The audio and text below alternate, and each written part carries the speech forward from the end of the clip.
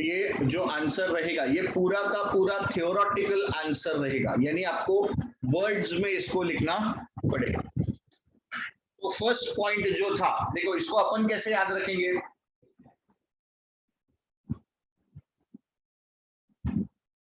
पहला जो पॉइंट था इट वाज अबाउट फ्रीक्वेंसी। तो फ्रीक्वेंसी में अपने को क्या ध्यान में है कि फोटो इलेक्ट्रिक इफेक्ट कब होगा।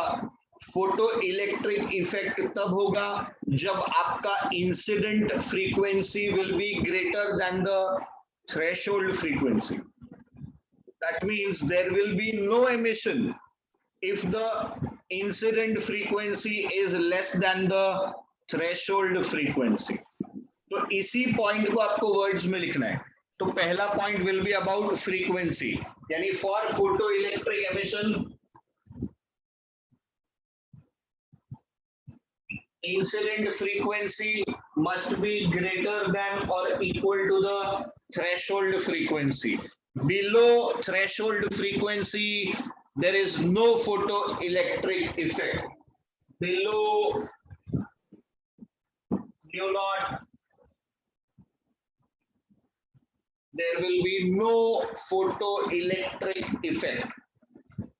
अब इसी में चाहो तो आप एक पॉइंट जोड़ सकते हो, आपको वो बाद में लिखना है तो आप अलग से भी उसको लिख सकते हो।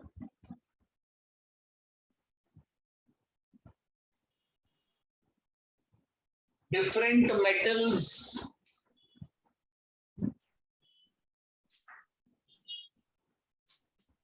have different threshold frequencies। तो अगर आपको लग रहा है कि यार कहीं मेरा पॉइंट कम ना पड़ जाए तो आप इसको एक अलग पॉइंट बना देना, और आपको अगर चारों पॉइंट्स ध्यान में रहते हैं तो इसको यहीं पे आप साथ में रखोगे तो भी चलेगा। तो here we have written everything about the frequency. तो कैरेक्टरिस्टिक में पहला पॉइंट अपन ने क्या कंप्लीट कर दिया, frequency. Second point will be about intensity. तो इंटेंसिटी क्या था, इंटेंसिटी मतलब आपके number of photons.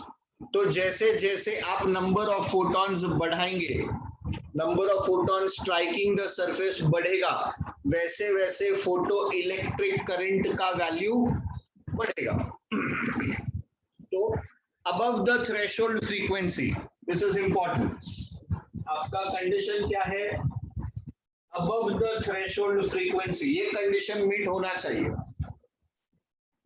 Intensity is directly proportional to the photoelectric current। तो अगर आपने फ्रीक्वेंसी को थ्रेशोल्ड फ्रीक्वेंसी के ऊपर रखा, कट ऑफ फ्रीक्वेंसी के ऊपर रखा, तब आप क्या ऑब्जर्व कर सकते हो कि आप एक फोटोन भेजोगे, एक इलेक्ट्रॉन बाहर, आपने 2 फोटोन भेजा, 2 इलेक्ट्रॉन बाहर, आपने 10 फोटोन भेजा, 10 इलेक्ट्रॉन बाहर, आपने 20 फोटोन भेजा, 20 इलेक्ट्रॉन बाहर। तो जैसे जैसे आप नंबर ऑफ फोटॉन्स बढ़ाओगे, आपका number of electrons coming out from the surface वो क्या हो रहा है, वो बढ़ रहा है। ठीक है, now let's come to the third point जो आपका पोटेंशियल डिफरेंस वाला पॉइंट है। बट आइडियली इसमें पोटेंशियल डिफरेंस से रिलेटेड कुछ नहीं लिखा जाता, इसमें जनरली हम लिखते हैं अबाउट द काइनेटिक एनर्जी।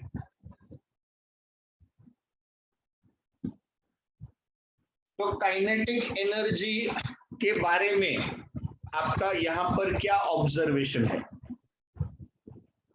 जब आपने उसको एनर्जी दिया, electrons start coming out from the metal surface,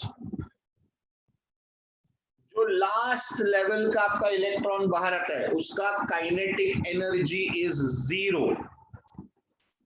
ठीक है, सो सबसे पहले तो जो आपका इलेक्ट्रॉन्स बाहर आ रहा है उसके पास जो एनर्जी बचेगा उसको हम बोलते हैं काइनेटिक एनर्जी मैक्सिमम, उसका नाम दिया होता है के ई मैक्स।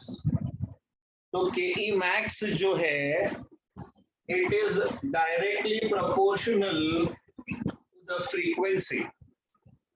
जैसे जैसे frequency बढ़ेगा, we'll just have a look at it. ये हमारा metal surface.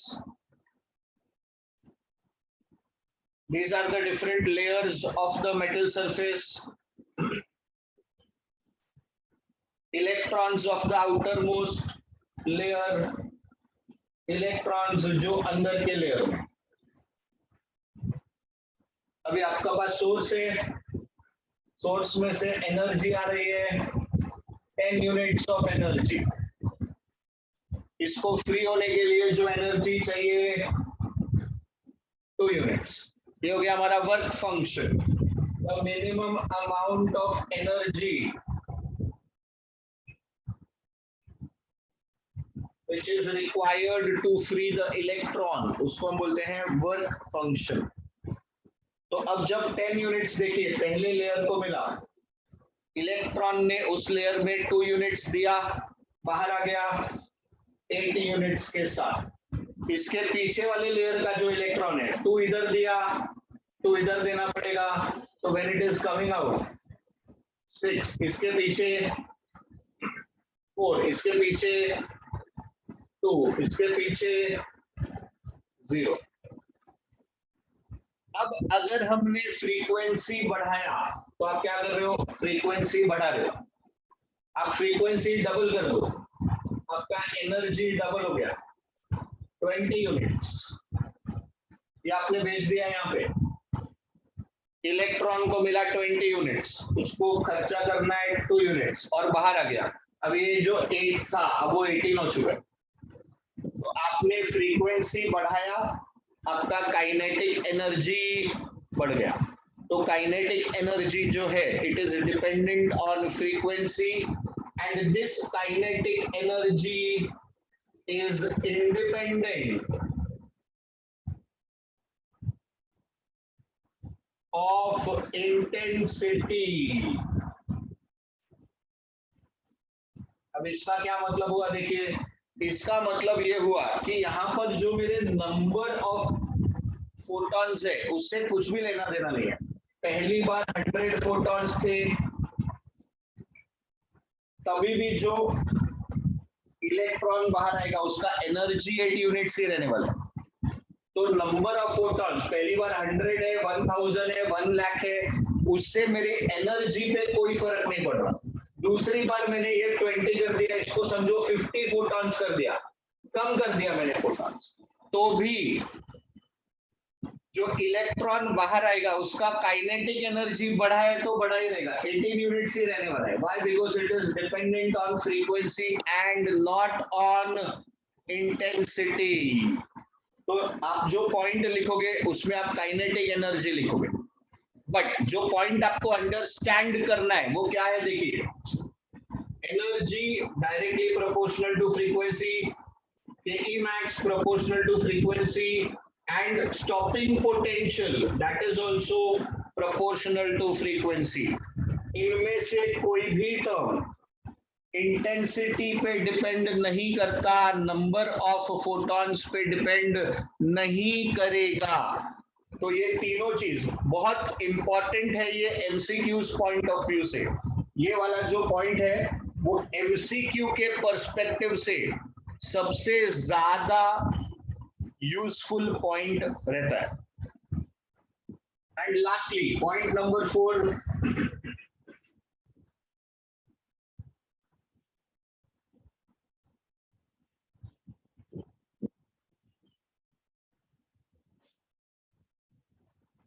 this process is an instantaneous process.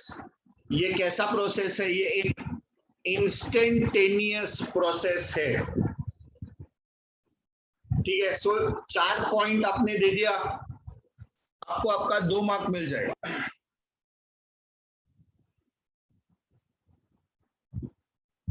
तो लेट अस से आपके पास एक मेटल सरफेस है,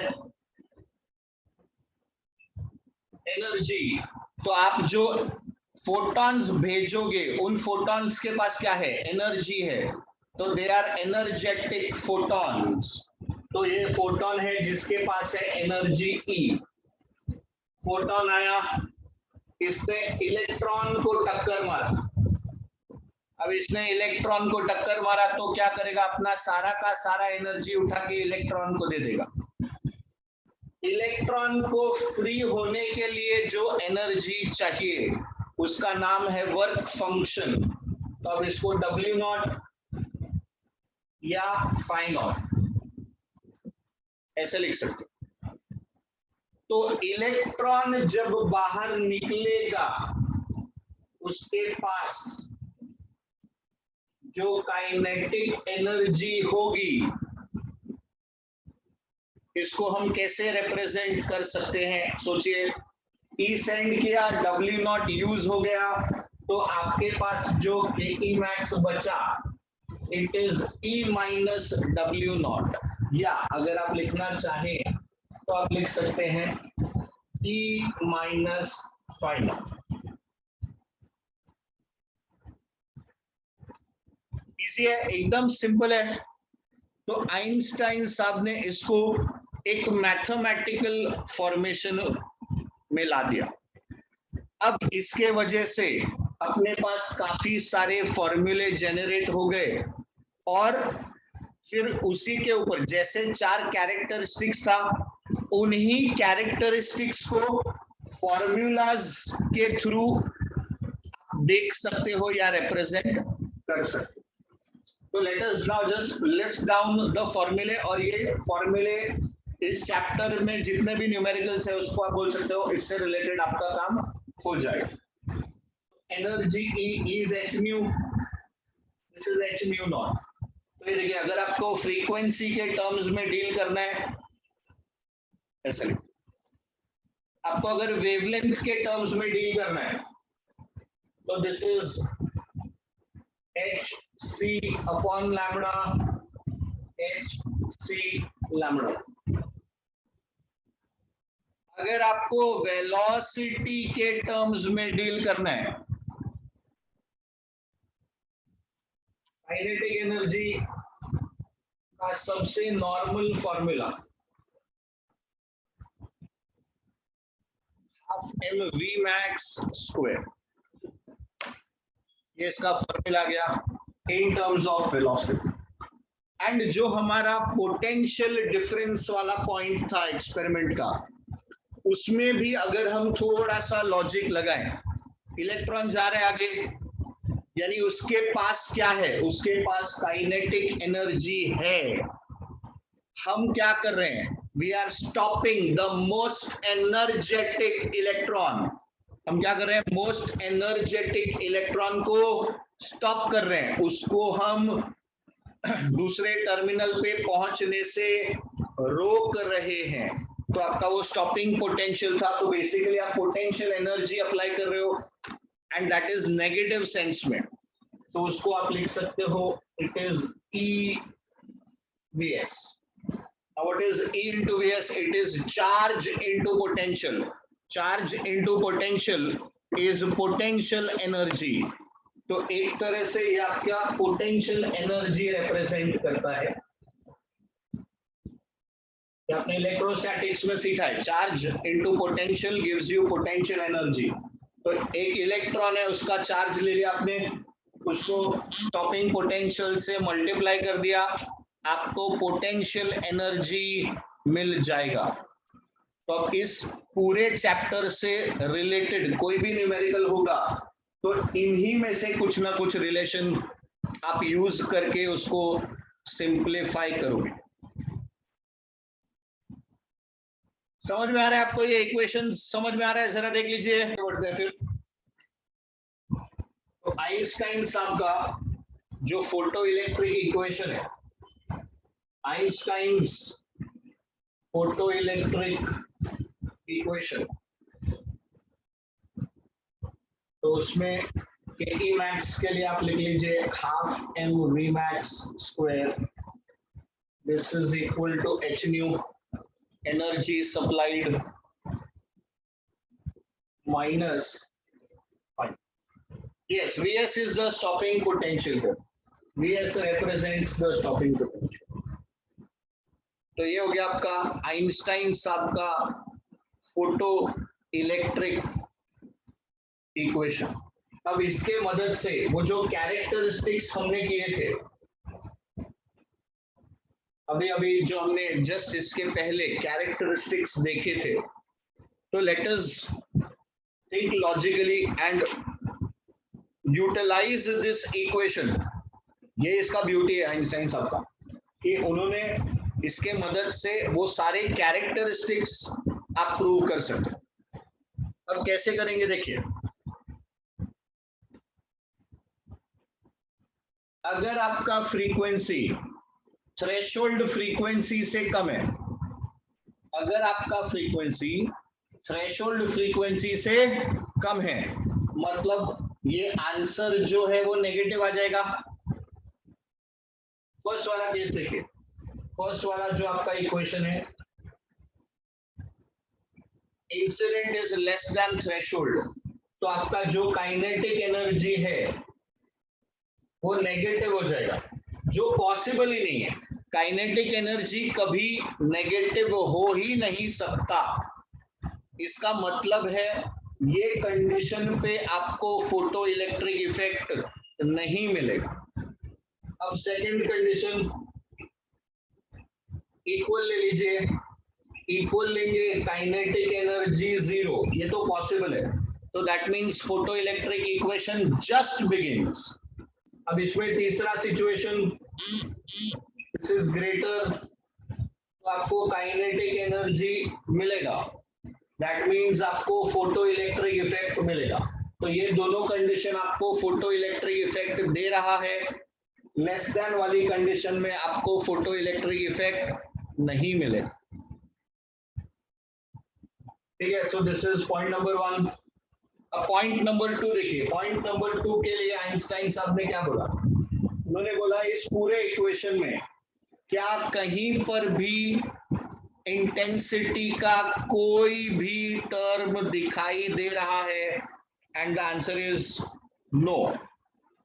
तो इस पूरे इक्वेशन में कहीं पर भी अपने को इंटेंसिटी का कोई भी टर्म नहीं दिख रहा। दैट मींस काइनेटिक एनर्जी और इंटेंसिटी का कुछ भी रिलेशन नहीं है। अब व्हेन यू से intensity, intensity is what, it is the number of photons. तो आप जैसे जैसे नंबर ऑफ फोटॉन बढ़ाओगे, आप एक फोटॉन भेजोगे, एक फोटॉन का रूल है वो जाएगा और एक ही इलेक्ट्रॉन को टक्कर मारेगा। तो आपने जब 2 फोटॉन भेजा तो वो जाएंगे और 2 इलेक्ट्रॉन्स को टक्कर मारेंगे। आपने 5 फोटॉन भेजा तो वो जाएगा 5 फोटॉन को टक्कर मारेगा। तो what he said is, as you increase the intensity बढ़ेगा, it means number of photons बढ़ेगा, और अगर नंबर ऑफ फोटॉन्स बढ़ेगा तो आपका कोलिजन्स बढ़ेगा। तो जितने फोटॉन उतने ज्यादा इलेक्ट्रॉन्स के साथ कोलाइड करेगा, therefore number of electrons coming out वो भी बढ़ेगा, and therefore photo electric current बढ़ेगा। चलिए देखिए क्या क्लियरली समझ में आता है। व्हेन यू से I am increasing the intensity, it means कि I'm increasing the number of photons. If I'm increasing the number of photons, that means they will go and they will increase the number of collisions. If they are increasing the number of collisions, that means they are striking more electrons. And if they are striking more electrons, so more electrons will be able to come out of that metal surface. तो ये आपका photo electric current क्या हो गया भैया, photo electric current आपका बढ़ गया। तीसरा पॉइंट वो हम यहां से दिखा सकते हैं कि Emax equal to H nu minus nu naught. So के Emax proportional to nu minus nu naught, mu naught का वैल्यू फिक्स है, this is a constant value. ये एक बार जो आपने मेटल ले लिया तो ये बदलने वाला नहीं है। मतलब अगर आप फ्रीक्वेंसी बढ़ाते जाओगे तो आपका काइनेटिक एनर्जी बढ़ता जाएगा। वन सेकेंड, इसी के अंदर जो आपका सेकेंड पॉइंट था, इक्वेशन देखिए, काइनेटिक एनर्जी के इक्वेशन में देयर इज नो इंटेंसिटी वाला टर्म, और क्योंकि कोई इंटेंसिटी का टर्म है ही नहीं, इसका मतलब काइनेटिक एनर्जी और इंटेंसिटी का कुछ भी रिलेशन नहीं है। And last point was the instantaneous process वाला पॉइंट। तो in your quantum physics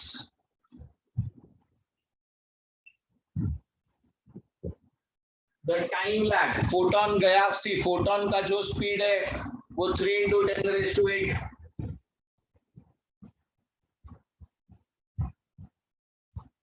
so this is a very high speed. तो यहाँ पर टाइम लैग होना का पॉसिबिलिटी है ही नहीं। आपने दो एंड्स के बीच में, एज आई सेड, समझो आपने 1 मीटर का भी डिस्टेंस ले लिया, वैसे आपका डिस्चार्ज ट्यूब कितना होगा, 10 centimetre, 20 centimetre, 50 centimetre, let us से 100 सेंटीमीटर विच इज 1 मीटर। तो भी ये स्पीड से 1 मीटर ट्रैवल करने के लिए कोई बहुत ज्यादा टाइम लगने वाला नहीं है।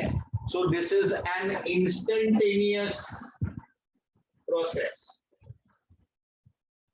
The time lag between the incidence of photon and ejection of electron is negligible। तो उसको हम कैलकुलेट नहीं कर सकते, यानी कर तो सकते हैं बट